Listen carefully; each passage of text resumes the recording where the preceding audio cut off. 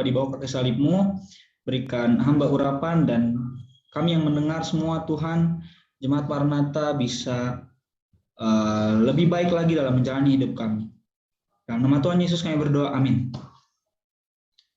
Shalom, selamat sahabat. Terima kasih atas kesempatan yang diberikan oleh Jemaat Maranatha. Sabat ini adalah sabat tanggal 1 Mei di mana kami memperingati Hari Pendidikan.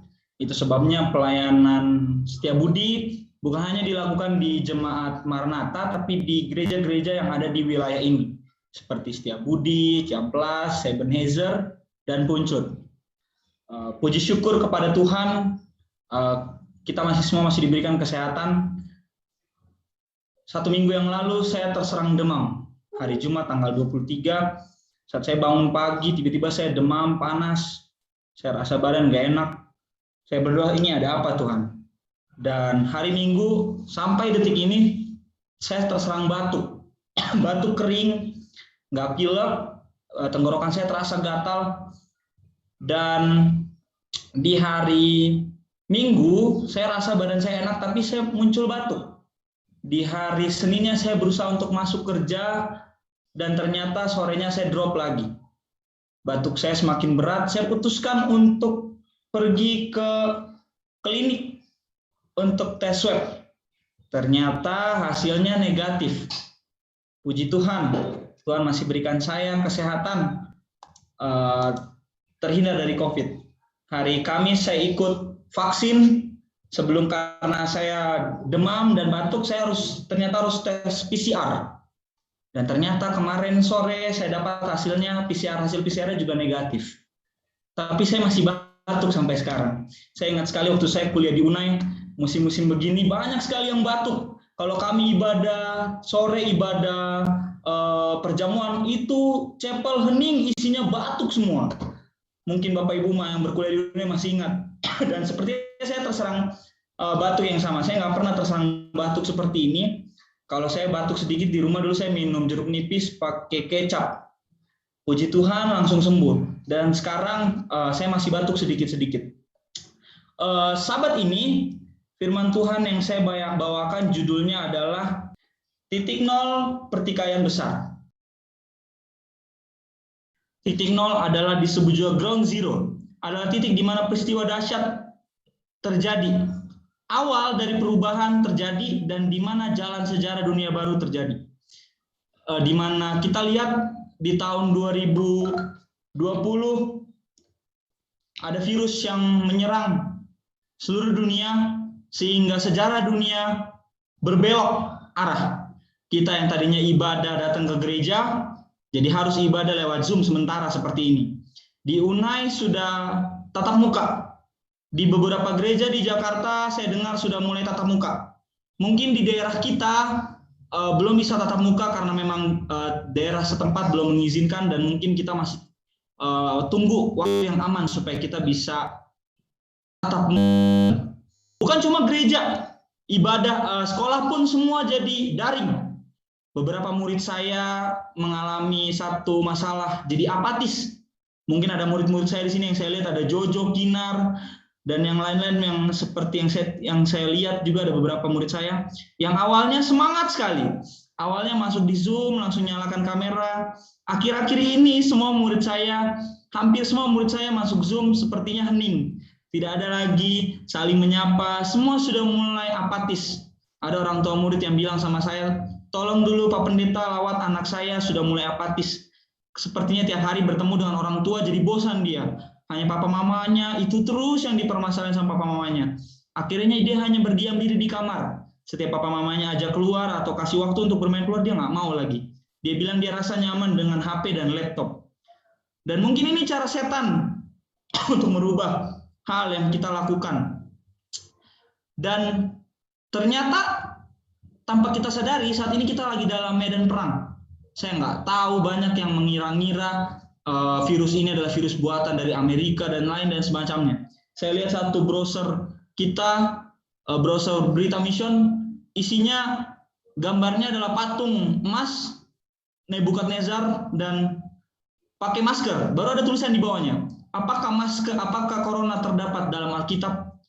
Banyak orang yang bertanya seperti itu ya. Tapi saya pikir ini adalah salah satu cara yang dibuat oleh setan yang Tuhan izinkan supaya kita semua menaikkan level atau standar hidup kita untuk lebih dekat kepada Tuhan, lebih sempurna lagi. Ya, kita bisa lihat apa yang terjadi belakangan ini, banyak umat Advent yang akhirnya balik lagi ke kehidupan yang lebih baik, lebih dekat kepada Tuhan. Bahas mengenai pertikaian besar terjadi di surga. Dalam Wahyu 12 ayat 7 kita tahu perang pertama kali terjadi dan setan harus kalah, yang mengakibatkan perang itu berlanjut ke bumi.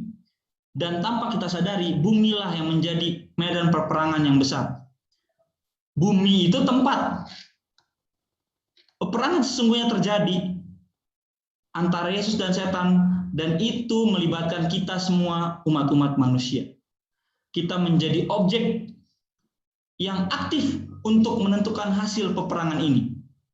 Dan kita punya pilihan, kita mau ada di posisi yang mana? Di pihak setankah? Di pihak Tuhankah? Kita semua Tuhan kasih pilihan.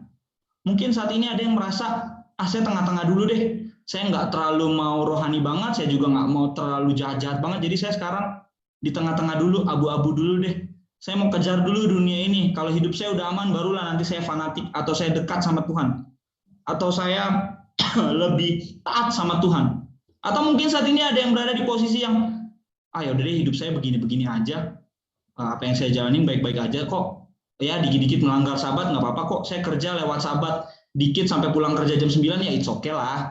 Besoknya telat datang gereja juga, yang penting saya datang deh. Atau mungkin ada yang di posisi seperti itu. Atau mungkin ada yang di posisi saya mau taat sama Tuhan. Kalau bisa hari Jumat sebelum jam 5 saya sudah di rumah supaya saya bisa mempersiapkan sabat. Kalau bisa saya seharian hari sabat di gereja. Mungkin ada yang seperti itu. Kita harus sadar kita ada di posisi yang mana. Peperangan ini bukanlah peperangan yang terjadi saat peperangan yang terjadi saat ini. Peperangan antar suku, golongan atau agama. Jadi bukan peperangan yang kita bayangkan perang ya bunuh-bunuhan enggak. Tapi peperangan ini tidak kasat mata. Ini peperangan yang menentukan nasib setiap orang, apakah dia akan selamat atau tidak. Peperangan itu nyata? Ya tentu saja. Di mana peperangan itu terjadi? Keputusan, ini ada satu cerita di mana bangsa Israel baru pulang dari masa penjajahan atau masa pembuangan, di mana mereka pulang ke Yerusalem dan membangun kota, dan mereka punya pilihan, mereka mau bangun gereja dulu atau mau bangun rumah mereka dulu. Meskipun setan bekerja untuk berusaha membuat banyak umat Tuhan yang pada akhirnya goyah, nggak mau lagi melanjutkan pekerjaan Tuhan, tapi pada akhirnya Allah bikin itu menjadi pilihan bagi setiap umat manusia, bagi setiap umat Israel. Tuhan bikin itu jadi satu pilihan, apakah mereka mau mempersiapkan menyambut kedatangan Mesias, atau ya hidup kembali seperti sebelum pembuangan, hidup penuh dengan kepelesiran.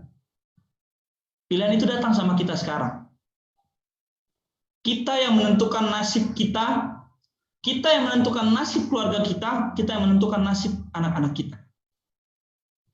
Artinya, jalan yang Tuhan sudah kasih sama kita itu udah terbuka lebar sebenarnya. Tapi untuk para ayah, kemana engkau mau membawa istri dan anakmu? Untuk para ibu, kemana engkau membawa suami dan anak-anakmu? Untuk anak-anak, orang-orang muda, kemana engkau mau berjalan?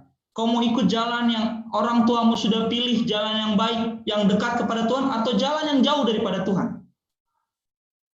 Mana yang kita pilih?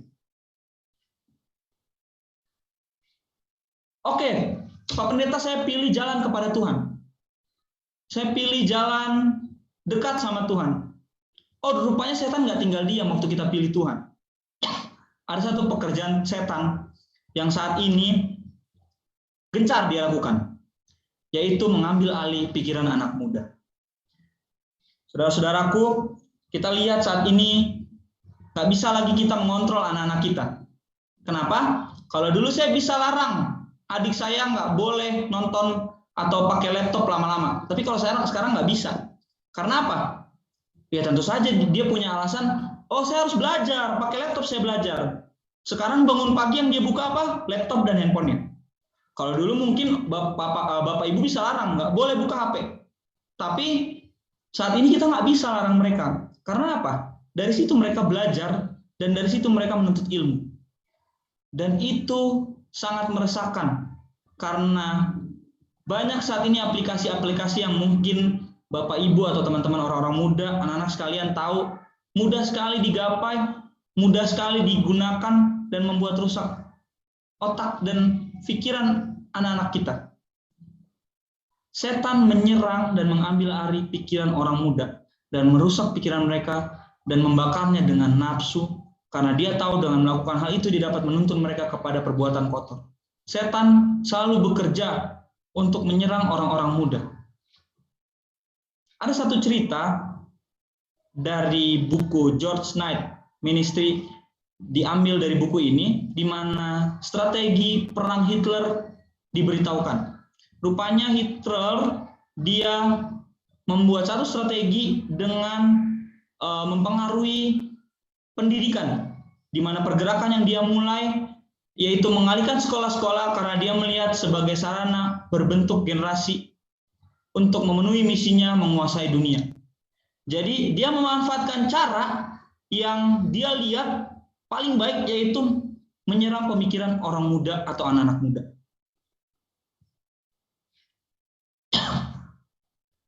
Hitler menyadari bahwa pendidikan adalah titik awal atau titik perubahan dalam perjuangan seseorang untuk bisa menentukan kemana hidupnya. Dan itu adalah titik awal juga dia bisa menguasai dunia, yaitu memulai dari orang muda.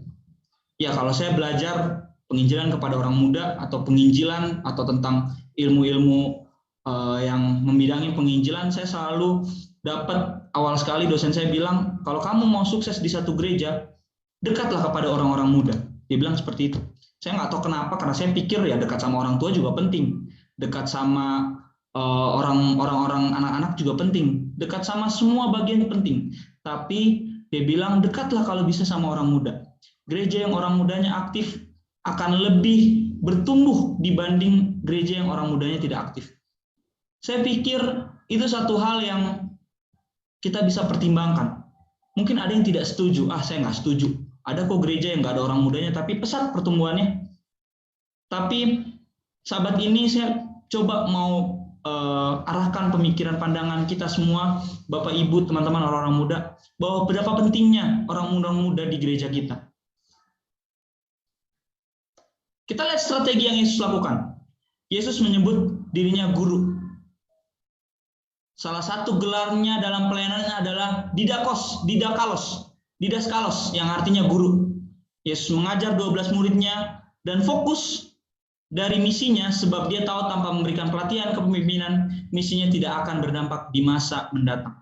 Yesus yang merupakan Allah kita, Raja kita yang menjadi panutan kita, dia menggunakan cara ini, prinsip ini, yaitu dengan cara mendidik atau menjadikan orang-orang muridnya sehingga bisa menjadikan banyak bangsa menang.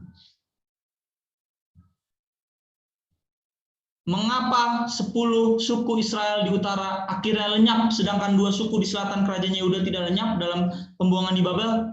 Kunci utamanya adalah orang Yehuda yang dibuang memberikan pendidikan kepada anak-anak mereka tentang nilai-nilai budaya dan agama leluhur mereka. Pada zaman Yesus, budaya ini terus berlangsung di mana mereka mendidik anak-anak mereka di sinagog yang mereka dirikan di berbagai kota sebagai pusat pendidikan. Rupanya kita sadar bahwa pendidikan itu sangat penting buat orang-orang muda. Orang-orang muda kita saat ini mungkin merasa saya nggak terlalu diperhatikan, tapi rupanya dalam pertumbuhan gereja, dalam titik nol seseorang itu ada saat dia menempuh pendidikan. Sekarang kita masuk ke gereja Advent. Ellen G. White tidak pernah meragukan kebenaran ini. Melalui kesalehan pengertian sifat alami dan tujuan pendidikan, banyak orang telah dituntun ke arah kesalehan serius dan fatal. Sekali lagi dia menulis, aku didesak sangat keras mengenai perlunya mendirikan sekolah-sekolah Kristen. Setan juga menggunakan sekolah sebagai sarananya. Maka membuat orang salah mengerti tentang tujuan sebenarnya sekolah, sehingga orang mendapat pendidikan yang salah. Itulah sebabnya Tuhan mendesak Ellen G. White untuk mendirikan sekolah Kristen yang benar.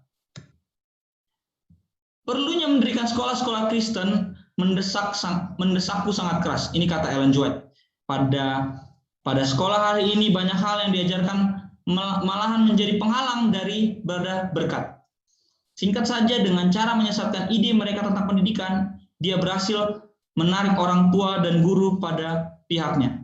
Karena sebuah pendidikan yang salah seringkali mengawali pikiran kepada jalan ketidaksetiaan. Karena setan berhasil menyesatkan pengertian manusia tentang pendidikan, maka mereka mengarahkan pendidikan ke arah yang salah. Masalah itu menyebabkan Tuhan mendesak untuk mendirikan sekolah-sekolah Kristen yang benar. Sekolah Advent haruslah sekolah yang berbeda dengan sekolah-sekolah lain yang ada. Maka sekolah Advent harus dikelola sesuai dengan petunjuk-petunjuk Tuhan. Saya mau garis bawahi kata berbeda. Apa yang membuat kita berbeda? Apakah kita berbeda? Apakah sekolah Advent berbeda? Bukan sekedar sekolah yang mengajarkan pelajaran agama Advent. Bukan sekolah yang sekedar dikelola oleh gereja Advent. Bukan sekolah yang sekedar mencerdaskan siswa dan bersaing dalam dunia akademis. Tetapi sekolah yang memiliki tujuan landasan kegiatan yang berbeda.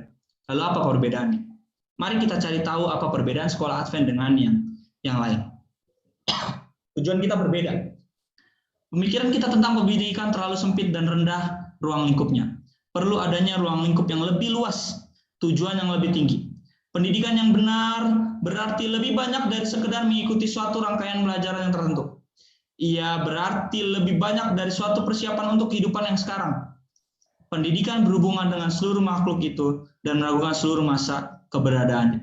Rupanya pendidikan yang benar adalah pendidikan di Advent. Kita bukan cuma mempersiapkan murid-murid kita untuk siap di umur 22 tahun atau 23 tahun atau 24 tahun untuk masuk ke ladang pekerjaan, untuk hidup, membiayai hidup mereka, membiayai hidup suami atau membiayai istri, anak-anak mereka, orang tua mereka. Tapi kita mempersiapkan mereka untuk hidup yang selanjutnya. Itulah kerajaan sorga. Tujuan kita berbeda. Sekolah Advent memiliki kurikulum yang lebih baik untuk mempersiapkan anak didik untuk hidup di dunia dan di surga. Untuk itu, harus memiliki perkembangan yang seimbang antara fisik, mental, dan spiritual. Kita memiliki satu perbedaan, yaitu kita mempersiapkan mereka bukan hanya hidup di dunia ini, tapi hidup di kerajaan sorga.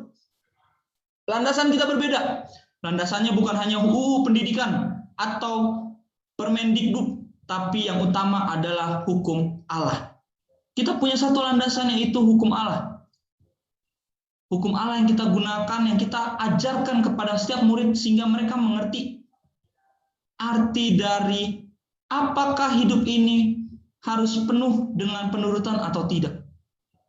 Penurutan bukan cuma soal hukum atau peraturan yang dibuat manusia, tapi penurutan juga soal apa yang Allah perintahkan kepada setiap kita umat-umatnya. Dan itu diajarkan di sekolah Advent. Landasan kita berbeda. Kita diajarkan mengenai hukum kasih. Hukum yang diberikan kepada setiap murid.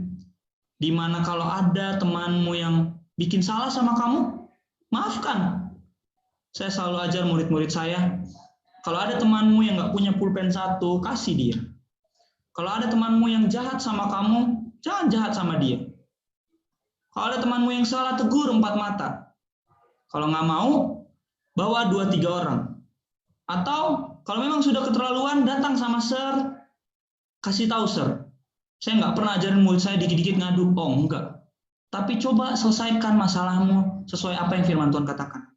Sir, bagaimana kalau dia udah dibawa ke Sir? Bagaimana kalau dia udah ditegur? Semua orang udah nasihatin dia nggak mau bertobat juga. Pandang dia seperti orang yang tidak mengenal Allah. Maksudnya Sir musuhin? Oh, enggak. Perhatikan dia. Lihat apa yang terjadi sama dia. Bagaimana kamu memandang orang yang nggak mengenal Allah? Kalau Sir seorang pendeta, Sir lihat orang yang nggak kenal Yesus, Sir akan jauh lebih empati sama orang yang kenal Yesus. Oh, tentu saja. Dia nggak mengenal kasih kebenaran. Saya harus lebih perhatian sama dia. Itu artinya kalau dibilang sama Allah, pandang dia seperti orang yang tidak mengenal Allah, artinya saya harus lebih perhatian sama dia. Saya harus lebih cari tahu apa sebenarnya yang dia butuhkan. Kenapa dia? Saya bilang gitu sama murid-murid saya. Oh, jadi sir, kalau ada murid-murid saya, ada teman-teman yang hidupnya bermasalah, kita udah nasihatin berkali-kali, dia nggak mau berubah, berarti kita harus cari tahu ya apa masalahnya. Iya, cari tahu, kita perhatikan, kita kasih apa yang dia perlukan. Standar kita berbeda. Alkitab adalah buku utama yang menjadi standar kebenaran. Pelajaran yang utama adalah mengenal pencipta dan penebus kita, sehingga anak-anak memiliki hubungan pribadi dengan Tuhan. Oleh sebab itu, perbaktian menjadi bagian utama dalam proses pembelajaran. Setiap kita pagi, kalau masuk waktu daring ini, setiap pagi pukul 7.30, selalu diajak anak-anak untuk ikut worship. Setengah jam, jam 7.30 sampai jam 8 itu kita worship. Baca Alkitab, kita bernyanyi. Mungkin kalau masuk akan lebih lama waktunya, akan lebih panjang waktunya. Tapi memang pandemi ini bikin kita sulit untuk mengajak anak-anak kita untuk lebih aktif di renungan pagi. Saya selalu bilang, kebetulan saya wali kelas 7. Saya selalu bilang sama murid-murid saya kelas 7. Sia-sia kalian melakukan semua aktivitas di pagi hari ini, pendidikan ini, kalau pendidikan atau pelajaran penting yang kita baca di pagi hari saat worship kalian nggak dapat. Mungkin kalian dapat pengetahuan di dunia, tapi itu sia-sia kalau kalian nggak sertakan dengan pengetahuan tentang surga. Saya bilang gitu sama murid-murid saya. Kadang-kadang mungkin saya harus buat satu aturan yang nggak ikut worship, nggak dapat nilai plus. Akhirnya banyak yang ikut worship. Saya pikir, oh berarti mereka masih punya kesadaran, meskipun harus dipancing dengan nilai plus. Ada juga yang sebelum saya kasih aturan nilai plus, selalu datang worship. Dan Bapak Ibu, anak-anak yang selalu rajin worship, mereka punya satu keunggulan yang berbeda dibanding teman-teman mereka yang nggak datang worship. Dan mungkin itu kita akan bisa lihat nanti perbedaannya. Tujuan yang utama, melalui kasih yang maha kuasa dan pengasihannya, rencana keselamatan telah direncanakan dan kehidupan pencobaan diberikan. Jadi untuk mengembalikan dia kepada kesempurnaan ketika ia diciptakan, untuk meningkatkan perkembangan tubuh, pikiran, dan jiwa agar masuk maksud ilahi dalam ciptaan dapat diwujudkan. Inilah pekerjaan penebusan. Tujuan pendidikan adalah pemulihan tabit Allah. Maka pekerjaan pendidikan dan penebusan adalah satu. Rupanya pendidikan adalah satu kancah atau satu bagian penting di mana menentukan setiap orang untuk mau jadi apa dia di waktu yang akan datang. Dan mungkin itu sebabnya banyak hamba-hamba Tuhan di Alkitab, cerita di Alkitab yang sudah mengikuti pendidikan di dunia harus dididik ulang sama Allah. Musa harus 40 tahun lagi dia pergi mengikuti pendidikan Allah di alam. Paulus pun demikian. Dan banyak murid-murid yang lain yang harus menjalani pendidikan yang didatangkan oleh Allah itu sendiri supaya mereka bisa berubah. Kita punya sumber kuasa yang berbeda. Dalam Matius 28 ayat 11, Yesus mendekati mereka dan berkata, "Kepadaku telah diberikan segala kuasa di sorga dan di bumi." Kita punya satu sumber yang luar biasa. Sumber bukan cuma dari segi pengetahuan, tapi juga berkat. Apa yang kita perlukan di sekolah ini semua datang dari Tuhan. Mungkin sekolah-sekolah lain mengharapkan tok hanya dari pemerintah atau bantuan. Tapi sekolah Advent kita punya Tuhan. Dan itu kita ajarkan sama murid-murid. Kemanapun kamu pergi, kita punya Tuhan. Kita punya sumber kuasa yang berbeda. Roh Kudus adalah bagian persiapan terpenting bagi semua pegawai sekolah. Kemudian, apakah sekolah Advent membuat perbedaan? Mungkin ada Bapak Ibu yang bilang, oh tadi yang dibilang sama Pendeta Jonathan itu teori. Jelas. Apa ada risetnya? Oh, rupanya ada riset yang dilakukan. Berikut adalah riset yang dilakukan oleh beberapa sekolah di mana tahun 2001 sampai 2012 terdapat 13.648.281 pertumbuhan dan kita kehilangan 43%. Yang pergi meninggalkan gereja itu sebanyak 5.900 jiwa. Yang keluar dari pertumbuhan yang masuk dari tahun 2000 sampai 2012. anak muda yang meninggalkan gereja dalam Landmark Youth Recension Study, lebih dari 1.500 responden dibaptis usia 15 sampai 16 tahun. Mewakili pemuda Advent dari gereja-gereja besar dan kecil di kota besar dan kota kecil, sekolah umum dan sekolah Advent semua suku bangsa, dan interview setiap 10 tahunan. Berapa yang meninggalkan gereja pada usia 25 sampai 26 tahun? Banyak kelompok demografik mendeteksi hampir 50% ya. Apakah bersekolah atau tidaknya anak-anak kita di sekolah Advent memiliki pengaruh terhadap kesetiaan anak-anak kita kepada gereja dan kebenarannya? Mari kita lihat. Apakah pendidikan Advent menghasilkan perbedaan? Oke, jadi ini riset yang dilakukan. Ada 3 tipe. Ada yang tidak pernah sekolah di Advent, pernah sekolah di Advent, dan 12 tahun sekolah di Advent. Dan ternyata 100% anak yang sekolah 12 tahun di sekolah Advent, mereka menjadi anggota gereja. Dan 95% mereka tetap menjadi anggota. Dan kalau nggak pernah sekolah di Advent, pada akhirnya 38%, jauh sekali perbedaannya, mereka nggak pernah jadi anggota gereja. Anak-anak keluarga Advent yang tidak pernah sekolah di sekolah Advent, kemungkinan tidak jadi Advent sebanyak 38%. Yang pernah di sekolah Advent, kemungkinan jadi anggota, yang tidak jadi anggota Advent hanya 4,6%. Dan yang sekolah di sekolah Advent selama 12 tahun, 0%, dia tidak menjadi anggota gereja. Apakah pendidikan Advent menghasilkan perbedaan? Ini soal yang dibaptis. Jelas, yang tidak sekolah di sekolah Advent 40% nggak dibaptis. Yang pernah 15% tidak dibaptis, dan yang 11 tahun, kurang lebih 11 tahun sekolah di sekolah Advent hanya 3,1% yang tidak dibaptis. 13 kali lebih besar. Ya, ini yang tadi. Pekerjaan pendidikan dan pekerjaan penyelamatan adalah satu. Ya, seperti yang tertera dalam buku Education halaman 30. Kalau kita mengajar prestasi akademik, kita harus akui sebagian besar sekolah kita tidak unggul. Memang sekolah Advent banyak yang dikatakan masih kurang dalam segi akademik. Tapi juga tidak buruk-buruk banget, karena banyak tamatan sekolah kita yang mampu bersaing di sekolah negeri. Tapi kalau kita mencari keselamatan jiwa anak-anak kita, sekolah Advent lah sarana yang disediakan Tuhan di akhir zaman ini.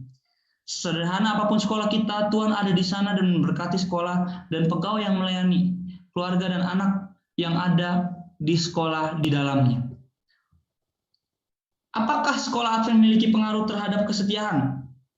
Ini adalah hasil-hasil dari penelitian yang dilakukan oleh beberapa tempat. Data dari 2.267 kelas 12 siswa yang bersekolah di sekolah Advent menunjukkan lebih lama bersekolah di sekolah Advent, maka pribadi tersebut akan lebih setia kepada gereja, berpegang pada ajaran Advent, dan tetap menjadi Advent di usia 40. Ini dia faktor-faktor yang mempengaruhi perkembangan atau pertumbuhan. Dan ternyata di sekolah Advent itu yang paling tinggi mempengaruhi seseorang untuk tetap setia kepada Tuhan. Di nomor 2 ada keluarga tempat ia tumbuh, kemudian ada iman ibunya, kemudian pekan doa sekolah, iman ayah, iman nenek dan kakek, dan seterusnya. Yang paling tinggi menentukan adalah di mana dia bersekolah. 81% dari seluruh siswa mengatakan bersekolah di sekolah Advent adalah suatu yang paling penting yang telah menolongku bertumbuh dalam iman keagamaan. Penelitian 10 tahun terhadap anak muda. Oke, ini adalah penelitian yang dilakukan di mana hasilnya komitmen kepada Tuhan Yesus, hubunganku kepada Kristus makin kuat. Agama adalah penting dalam hidupku dan belajar Alkitab secara pribadi.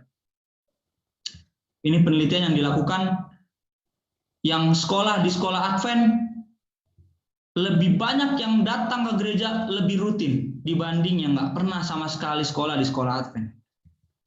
4,5 lebih banyak. Kemudian perpuluhan. Ternyata yang sekolah di sekolah Advent 2 kali lebih banyak atau lebih setia memberikan perpuluhan. Kemudian yang menikah dengan sesama orang Advent jauh lebih banyak tamatan sekolah Advent atau orang-orang yang bersekolah di sekolah Advent jauh lebih banyak yang menikah dengan sesama Advent jika bersekolah di sekolah Advent. Tentu saja. Kalau gitu, apakah perbantahan dan apakah bertambahnya dan bertahannya anak-anak pemuda dalam gereja berhubungan dengan berapa lama mereka bersekolah di pendidikan Advent? Ya, tentu saja. Konsisten dan melayani. Perlu waktu. Pengaruh pendidikan sekolah tidak akan tampak segera, itu dapat Anda lihat setelah anak-anak menjadi dewasa dan mulai melakukan pilihan-pilihannya sendiri. Apakah mereka milih untuk merokok dan meminum minuman keras meski dibully? Apakah memilih untuk setia datang kepada gereja? Atau dia meluangkan waktu kepada Tuhan? Atau dia membalikan persepuluhan? Atau dia memilih pasangan yang seiman? Atau dia memilih bekerja atau tidak bekerja pada hari Sabat? Apakah dia memilih jujur tentang kekayaannya, korupsi atau tidak? Itu semua tampak bila dia sudah tidak di bawah pengawasan orang tua. Kita nggak bisa lihat mereka saat ada di bawah pengawasan kita. Tapi itu semua akan terlihat saat mereka punya pilihan sendiri akan hidup mereka. Simpulannya, telah terbukti sekolah Advent dipakai oleh Tuhan sebagai sarana memperkenalkan anak dengan Tuhan, menumbuhkan iman, mendidik dalam kebenaran, dan menjadi anak berkat bagi keluarga, gereja, dan masyarakat. Sekolah Advent adalah titik nol untuk masa depan anak-anak kita, keluarga kita, dan gereja kita. Pilihan berada di tangan saudara dan saudara bekerja sama dengan Tuhan untuk menentukan masa depan itu. Ingat saudara-saudaraku, iblis mengincar anak kita. Ia seperti singa yang mengaum dalam 1 Petrus 5 ayat yang ke-8, yang mencari menelan mangsanya. Sadar, hai orang tua, guru, dan dewan, akan hal ini. Kita harus sadar bahwa anak-anak kita sedang dalam incaran si iblis. Sedang dalam pengawasan si iblis. Kalau dia lengah, dia akan masuk ke dalam santapan si jahat. Dulu saya suka pelihara ayam. Ya, di rumah saya dulu saya pelihara ayam banyak. Dan saya pernah bingung lihat anak-anak ayam di daerah Una ini ya. Mereka sembunyi di bawah induknya, masuk ke dalam induknya. Siang-siang saya nggak tahu kenapa. Mereka sembunyi di dalam, ada sekitar 8 ekor. Mereka sembunyi di dalam. Terus saya coba googling. Kenapa ayam membuat anak-anak mereka berlindung di dalam tubuh induknya, bulu induknya, sehingga mereka akhirnya nggak kelihatan. Ternyata ada hewan buas yang sedang mengincar mereka. Di langit, itu waktu itu bukan elang ya, ternyata alap-alap, ada sekitar 2-3 ekor muter di atas rumah saya. Oh, rupanya induk ini tahu kalau anaknya akan lengah, kalau dia lengah, anaknya akan dimangsa. Dan kapan saja si alap-alap ini bisa memangsa. Ayam melindungi anak-anaknya dari pemangsa. Dalam Matius 23 ayat 37, Yerusalem yang berbunyi, Yerusalem, Yerusalem, engkau yang membunuh nabi-nabi dan melempari dengan batu orang-orang yang diutus kepadamu berkali-kali. Aku rindu mengumpulkan anak-anakmu, sama seperti induk ayam mengumpulkan anaknya di bawah sayapnya. Tetapi kamu tidak mau. Sekolah Advent bagaikan sayap induk ayam untuk melindungi anak-anak kita. Sekarang, pertanyaannya, maukah kita menyekolahkan anak kita, cucu kita, atau orang-orang yang percayakan Tuhan, anak-anak yang dipercayakan Tuhan kepada kita, bersekolah di sekolah Tuhan? Ya, mungkin ada banyak hal yang saya tahu yang jadi alasan kita untuk nggak menyekolahkan kita di sekolah Tuhan. Tapi Bapak Ibu percayalah, mungkin di sini kita semua juga alumni-alumni dari sekolah Tuhan. Mungkin ada yang sekolah di sekolah Advent, Pergu Advent Bandung. Saya dulu SMA di Naripan. Dan saya dari TK, SD, SMP, saya sekolah di sekolah Advent. Dan saya punya teman-teman juga yang puji Tuhan, kemanapun mereka pergi, ada yang berlayar jauh sampai ke Dubai, ada yang pelayani sampai ke Korea, dan mereka selalu bilang, saya ingat sekali dulu waktu saya sekolah, kita selalu renungan pagi tiap hari, dan saya rindu itu. Dan itu bikin saya jadi orang yang tahu bahwa kebutuhan akan Tuhan itu jauh lebih penting. Mari kita menjawab dengan yakin. Tuhan, kami percaya untuk menyekolahkan anak-anak kami di sekolah Advent, dan kami akan menurut. Sehingga generasi di bawah kita, yang mungkin sebentar lagi Tuhan sudah mau datang, mereka bisa siap untuk menanti kedatangan Tuhan yang kedua kali. Dan biarlah kita yakin dan percaya dan selalu mendoakan pekerjaan Tuhan melalui pendidikan, sekolah-sekolah Tuhan yang ada, yang Tuhan percayakan kepada gereja kita bisa bantu sehingga bisa bertumbuh, dan di waktu-waktu yang akan datang, saat Tuhan datang yang kedua kali, kita bisa lebih mempersiapkan orang-orang muda kita untuk datang kepada Tuhan. Inilah firman Tuhan yang saya bisa bawakan, kiranya Tuhan memberkati kita semua. Amin. Terima kasih kepada Pendeta Muda Jonathan Takaria yang sudah memberikan pekabaran firman Tuhan pada siang Sabat yang suci. Baik, untuk menutup